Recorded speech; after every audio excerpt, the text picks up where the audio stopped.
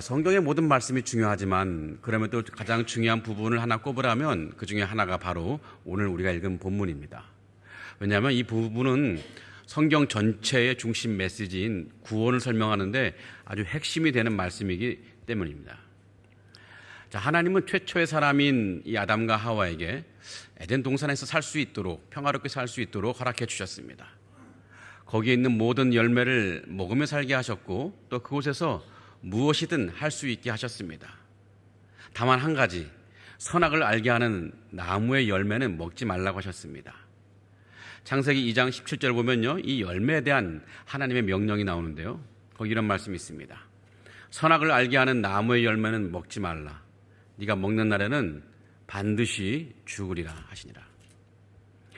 자, 에덴 동산 안에 선악을 알게 하는 나무가 있는데 그 나무의 열매는 결단코 먹지 말라고 명령하셨습니다.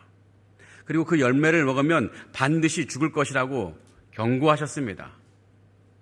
이 아담과 하와는 처음에 하나님의 이 말씀을 지키면서 평화로운 삶을 살아갔습니다. 그렇게 계속 살았으면 좋았을 것입니다. 그런데 어느 날 이 아담과 하와에게 뱀으로 변장한 사탄이 다가왔습니다. 그리고 이 사탄은 아담과 하와를 유혹합니다. 아담과 하와는 사탄의 유혹에 넘어가서 하나님이 먹지 말라고 하신 선악을 알게 하는 나무의 열매를 그만 먹고 말았습니다. 사탄이 아담과 하와에게 어떻게 유혹했을까요? 창세기 3장 4절인데요. 뱀이 여자에게 이르되 너희가 결코 죽지 아니하리라. 하나님은 그 열매를 먹으면 반드시 죽을 것이라고 했는데 뱀은 그 열매를 먹어도 결코 죽지 않을 것이라고 말하고 있습니다. 이 아담과 하와가 사탄의 말을 가만히 듣고 보니까, 또 생각해 보니까 사탄의 말이 맞는 것 같아요. 저 열매를 먹는다고 죽을 리가 없어 보이거든요. 오히려 그 나무 열매가 굉장히 맛있어 보입니다. 아담과 하와는 하나님의 말씀보다 자신의 판단이 더 옳다고 여겼습니다. 그리하여 아담과 하와는 그 열매를 먹고 말았습니다. 하나님의 유일한 금지 명령을 어기고 말았던 것입니다. 자, 아담과 하와가 그 열매를 먹은 이후에 에덴 동산의 분위기가 어떻게 됐을까요? 싸늘해졌죠. 아담과 하와가 하나님을 피하기 시작한 것입니다. 인간이 하나님의 명령을 어기고 죄를 지은 이후에 이제 하나님은 에덴 동산을 거니실 그때였습니다. 예전 같았으면 아담과 하와는 하나님께 나아가서 하나님과 함께 에덴 동산을 같이 거닐었을 것입니다. 그런데 이제 그들은 하나님을 피합니다. 하나님을 피해서 동산 나무 뒤로 숨어버렸습니다.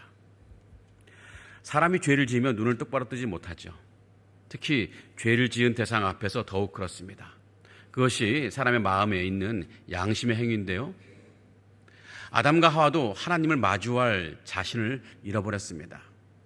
하나님 먹지 말라고 했던 그 열매를 먹은 죄를 범했기 때문이었습니다. 그래서 아담과 하와는 하나님을 피해 숨어버린 것입니다. 그때 하나님이 아담을 찾으십니다. 아담아, 아담아, 네가 어디 있느냐? 네가 어디 있느냐? 이 질문은 성경 전체에서 하나님이 인간을 향해 던진 최초의 질문입니다.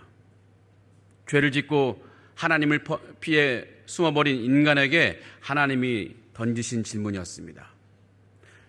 자, 그런데 이 질문은요, 단순히 아담이 어디에 있는지를 묻는 그런 지정학적인 위치를 묻는 질문이 아닙니다. 그것은 죄의 책임을 묻는 심판의 질문이었고 동시에 회복을 위한 복음의 질문이었습니다. 자, 네가 어디 있느냐는 이 하나님의 이 질문은 먼저 심판의 질문이었습니다. 이 질문은 아담이 있는 곳을 묻는 질문이 아니라고 말씀드렸습니다. 하나님은 이미 아담이 또 하와가 무슨 일을 범했는지 너무나 잘 알고 계셨고 또 지금 그들이 나무 뒤에 숨어 있다는 것도 너무 잘 알고 계셨습니다. 그럼에도 하나님은 그들에게 물어보십니다. 아담아, 네가 어디 있느냐? 이 질문에는 죄를 지은 인간을 향한 하나님의 분노와 슬픔이 담겨 있습니다. 불순종한 인간을 향한 하나님의 분노의 마음도 있지만 사랑을 잃어버린 슬픔의 마음도 있습니다. 그래서 하나님은 묻고 계십니다. 너는 왜 지금 있어야 할 자리에 있지 않고 있지 않아야 할 자리에 있느냐? 이라는 분노에 마음이 담긴 책망의 물음이기도 하고요. 동시에 너는 왜 나와 함께 하던 그 은혜 자리를 떠나서 지금 막 두려워하고 있느냐? 하는 이 안타까움의 마음이 담긴 슬픔의 물음이기도 합니다. 아담과 하와는 왜 이런 분노와 슬픔의 질문을 들어 했을까요? 왜 그들은 금지된 열매를 먹고 말았을까요? 첫 번째 이유는 아담과 하와가 그 마음속에 교만의 죄가 있었기 때문이었습니다. 하나님은 분명히 말씀하셨습니다. 선악을 알게 하는 나무의 열매는 먹지 말라. 네가 먹는 날에는 반드시 죽으리라 하시리라. 하지만 아담과 하와는 그 말씀을 온전히 믿지 않았습니다. 오히려 자신들의 판단을 더 믿었고 신뢰했습니다. 정말 죽을까? 오히려 더 그것을 먹고 좋아지는 것은 아닐까? 그들은 하나님의 말씀보다 자신의 판단을 더 신뢰했던 것입니다. 그들은 하나님보다 자신이 더 나은 판단을 내릴 수 있다고 착각했습니다. 그래서 눈에 보기 좋은 대로 또 마음에 끌리는 대로 행동했던 것입니다. 하나님의 뜻보다는 내 생각이 옳다고 믿는 그 교만, 그것이 죄의 시작이었습니다. 그리고 그 결과는 참혹했습니다. 그들은 하나님의 임재와 은혜가 충만했던 에덴 동산에서 쫓겨나서 황폐하고 고통스러운 광야로 나아가게 되었습니다. 이제 은혜의 땅에서 쫓겨난 인생은 불안과 허무로 이 가득한 광야의 길 위에 살아가야 했습니다. 자, 그런데 우리 삶을 가만히 들여다보면 놀랍게도 우리 역시 지금 그 실수를 반복하며 살아가고 있습니다. 하나님은 지금도 우리에게 말씀하십니다. 무엇을 해야 할지 말씀하시고 무엇을 하지 말아야 될지 말씀하시는데, 그러나 우리는 그 말씀에 어떻게 반응합니까? 아니야, 이 정도는 괜찮아. 하나님이 기뻐하지 않으실 것 알지만 지금은 내가 어쩔 수가 없어. 말씀대로 살아야 되는 것은 알고 있지만 지금은 때가 아니야. 지연된 정의는 정의가 아니라고 했던가요? 지연된 순종 역시 순종이 아닙니다. 우리는 하나님의 뜻을 알고도 미루고 외면하고 때로는 정면으로 거스릅니다. 왜냐하면 내 판단이 더 옳다고 믿기 때문입니다. 성도 여러분, 우리가 하나님 말씀에 불순종하는 이유가 바로 이것입니다. 하나님 말씀보다 내 생각과 내 감정을 더 신뢰하는 것입니다. 주님은 분명히 하지 말라고 하셨는데 우리는 이 정도는 괜찮아 라고 말합니다. 주님은 분명히 하라고 하셨는데 우리는 지금 안 해도 괜찮아 라고 생각합니다. 우리가 바로 그때 기억해야 될 것이 있습니다. 하나님 뜻보다는 내 생각을 앞세우고 내 뜻대로 살려고 할 때 그때마다 우리는 평안이 있는 하나님의 은혜로부터 점점 멀어지고 있는 것입니다. 그때 그리고 불안과 시험이 가득한 광야로 우리가 밀려나고 있는 것입니다. 우리는 교만해서 돌이켜야 합니다. 하나님 말씀으로 돌아가야 합니다. 교만한 우리 생각을 내려놓고 겸손히 하나님 말씀 앞에 무릎을 꿇어야 합니다. 우리의 뜻보다는 하나님의 뜻을 신뢰하며 따르는 믿음으로 돌아가야 하는 것입니다. 하나님의 말씀은 언제나 옳습니다. 우리의 판단이 아무리 옳다고 여겨질 때도 하나님의 말씀은 더 옳습니다. 하나님의 말씀은 우리를 생명의 길로 인도하지만 하나님의 뜻과 어긋나는 나의 뜻은 반드시 죄의 길로 우리를 이끌어 갑니다. 그러기에 나의 판단이 아닌 하나님의 말씀이 우리 삶의 인도자가 되어야 합니다.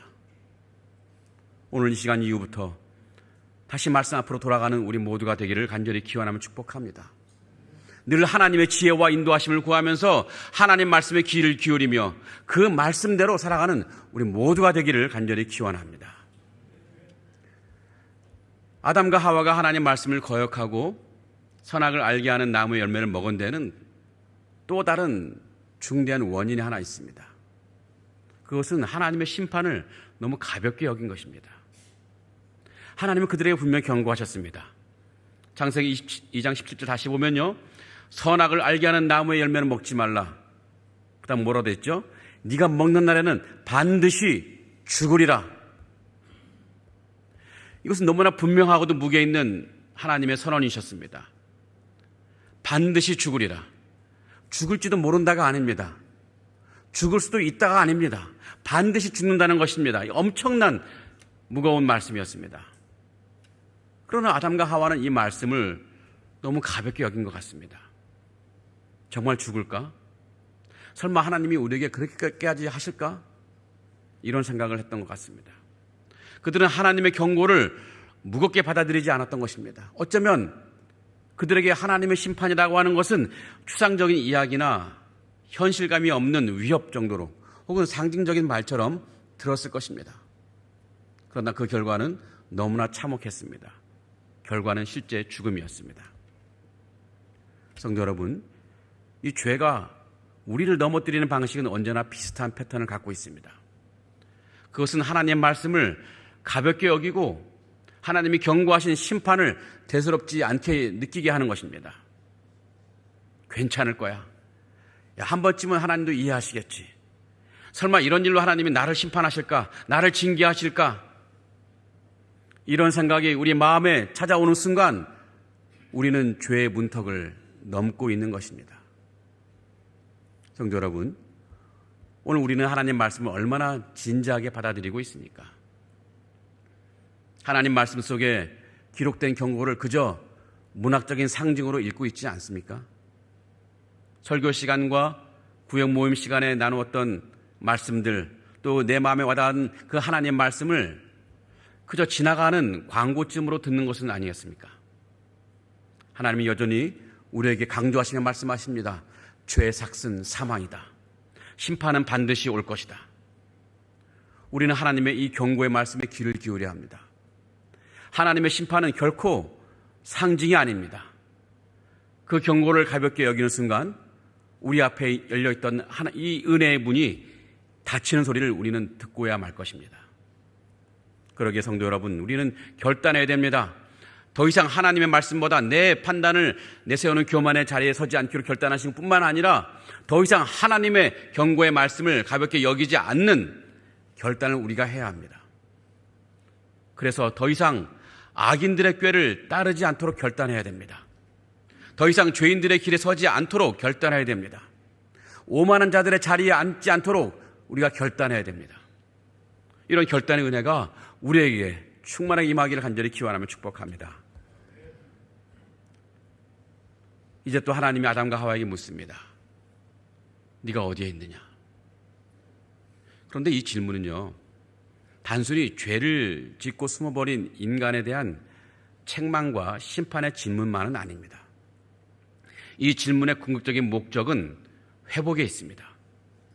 하나님은 아담과 하와를 심판하시기 위해서가 아니라 그들을 회복시키기 위해서 그들을 찾으시고 부르시는 것입니다. 자, 아담과 하와가 하나님을 피해 숨어 있는 동안 그들의 마음에는 두려움이 몰려왔습니다. 여러분, 어릴 때 숨바꼭질 해본 적이 있습니까? 저는 어릴 때 참 많이 해봤는데요. 이 꼭꼭 숨어 있을 때 술래가 내 곁으로 막 다가오면, 발자국 소리가 들리면 어떻습니까? 우리 심장이 마구 두근거리지 않았습니까? 술래한테 걸리면 그저 내가 술래가 되는 것 뿐이에요. 그래도 술래가 내 곁으로 올 때마다 심장이 두근두근거리죠. 이 아무것도 아닌 이 어린이 놀이에서도 숨어 있는 것이 걸리면 심장이 두근거리는데 이 아담과 하와는 얼마나 두려웠을까요?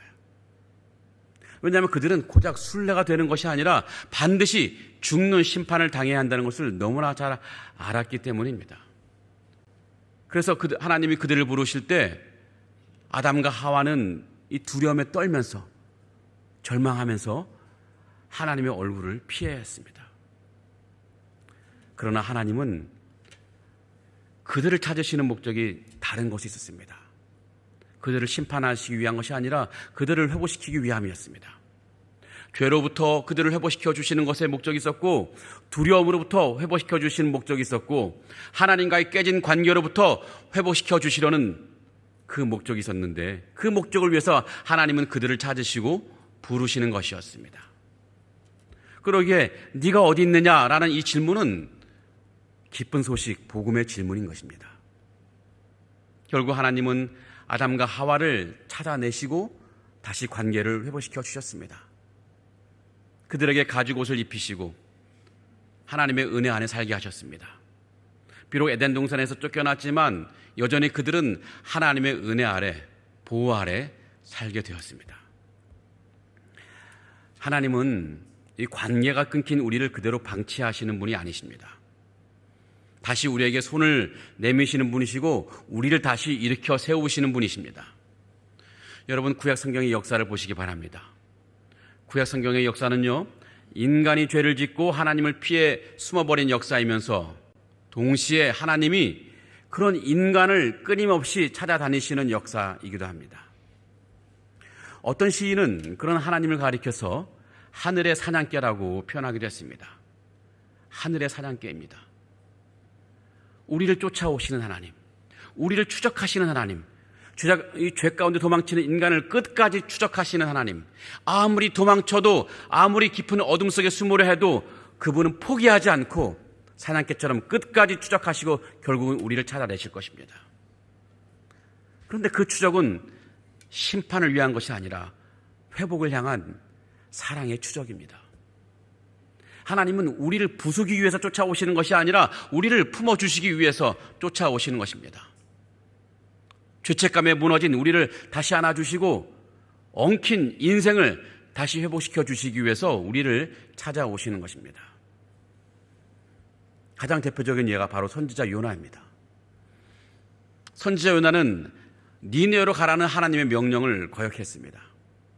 요나는 니느웨가 회개해서 혹시 회개해서 하나님의 용서를 받으면 어떻게 하나? 그들은 용서를 받으면 안 된다고 생각했기 때문에 하나님의 뜻을 거역하고 도망가 버렸습니다. 하지만 하나님은 그런 요나를 찾아가셨습니다. 그리고 먼저 요나를 깊은 바다에 빠뜨리는 심판을 하셨습니다. 하지만 하나님이 요나를 찾아가셔서 요나를 바다에 빠뜨리신 것은 요나를 심판하기 위해서가 아니었습니다. 요나를 회복시키기 위해서였습니다. 다시 한번 일어나서 사명의 자리에 서게 하시기 위해서 요나를 찾아가시고 요나를 바다에 빠뜨리신 것입니다. 인류 역사 가운데 하나님이 인간을 찾아오신 가장 분명하고 결정적인 사건이 있습니다. 그것은 바로 예수 그리스도께서 이 땅에 오신 사건입니다. 인간이 죄로 인해서 하나님을 떠난 이후에 하나님은 수많은 선지자들 보내셔서 돌아오라고 외치셨습니다. 하지만 인간은 여전히 하나님을 피해 숨었고 죄 가운데서도 자기 길을 고집하며 살아갔습니다. 그때 하나님은 마침 마지막으로 가장 큰 사랑으로 아들을 세상에 보내셨습니다. 예수 그리스도는 죄인을 찾아오신 하나님 자신이셨습니다. 하나님 낯을 피하여 숨어 있는 자들을 향해서 네가 어디 있느냐고 부르시는 하나님의 음성이 바로 예수님이 우리를 위해 찢기신 살과 우리를 위해 흘리신 피에 담겨 있습니다. 예수님은 죄로 인해 숨은 자들을 부르시기 위해 오셨고 또 십자가에서 죽으셨습니다. 그 예수 그리스도께서 세상에 오신 것은 우리를 심판하시기 위해서 오신 것이 아닙니다. 우리를 구원하시고 회복하시기 위해 오신 것입니다. 우리를 멸하려는 분노가 아니라 우리를 감싸 안으려는 사랑의 마음으로 오신 것입니다. 그러기에 예수 그리스도의 이 오심을 통해서 하나님의 품으로 돌아가는 이 회복의 문이, 구원의 문이 활짝 열리게 된 것입니다. 예수 그리스도를 통해서 하나님은 우리를 구원의 자리로 부르시고 계십니다. 지금도 우리를 은혜 자리로 부르시고 계십니다. 사랑하는 성도 여러분, 여러분은 지금 어디에 계십니까? 하나님 말씀 앞에 정직하게 서 계십니까? 아니면 여전히 죄의 그림자 속에 숨어 계십니까? 오늘도 주님은 우리를 부르십니다. 우리를 다시 은혜의 길로 초대하시는 그 부르심으로 우리를 부르십니다. 두려운 음성이 아니라 사랑의 음성으로 우리를 부르시고 계십니다. 그러기에 우리도 매일매일 순간순간 우리 자신에게 물어보면 좋겠습니다. 나는 지금 어디에 있는가? 나는 하나님 말씀 앞에 서 있는가? 아니면 하나님의 시선을 피해 도망치고 숨어 있는가? 성도 여러분, 우리 모두가 하나님 말씀 앞에 서 있는 우리가 되기를 바랍니다. 그래서 오늘 은혜의 문이 아직도 열려있는 이 시간에 하나님 품으로 돌아와서 하나님 은혜 안에 살아가는 우리 모두가 되기를 주님의 이름으로 축복하며 간절히 기원합니다. 아멘. 기도하고 석찬식에 참여하겠습니다. 공의와 사랑의 하나님, 우리는 많은 순간 하나님의 말씀보다 우리 생각과 세상의 말에 더 귀를 기울이며 살아왔습니다. 교만해서 주님의 뜻을 외면했고 순종하기보다는 판단하고 계산하며 살아왔습니다. 이 시간 우리의 굳은 마음을 성령으로 어루만져 주시옵소서. 하나님의 말씀이 생명의 기림을 깨닫게 하시고 그 말씀 앞에 겸손히 엎드리는 우리가 되게 하여 주시옵소서. 우리가 어디 있는지를 정직하게 마주하게 하시고 말씀 앞에 다시 서는 은혜를 우리에게 허락하여 주시옵소서. 우리를 부르시는 주님의 음성 앞에 주님, 우리가 여기 있습니다라고 고백하며 순종의 걸음을 내딛는 우리가 되게 하여 주시옵소서. 예수 그리스도 이름으로 간절히 기도하옵나이다. 아멘. 우리 주 예수 그리스도의 은혜와 성부 하나님의 사랑과 성령 하나님의 인도하심이 우리를 위해 자신의 모든 것을 내어주신 예수 그리스도를 늘 기억하고 감사하며 주님이 우리에게 주신 사명을 끝까지 감당하며 주님께 헌신하기를 다짐하고 또 주님의 부르심에 내가 여기 있습니다라고 응답하며 주님께 나아가기를 다짐하는 상하이 하느님께 모든 성도들 머리 위에 지금부터 영원토록 함께 계실지어다. 아멘.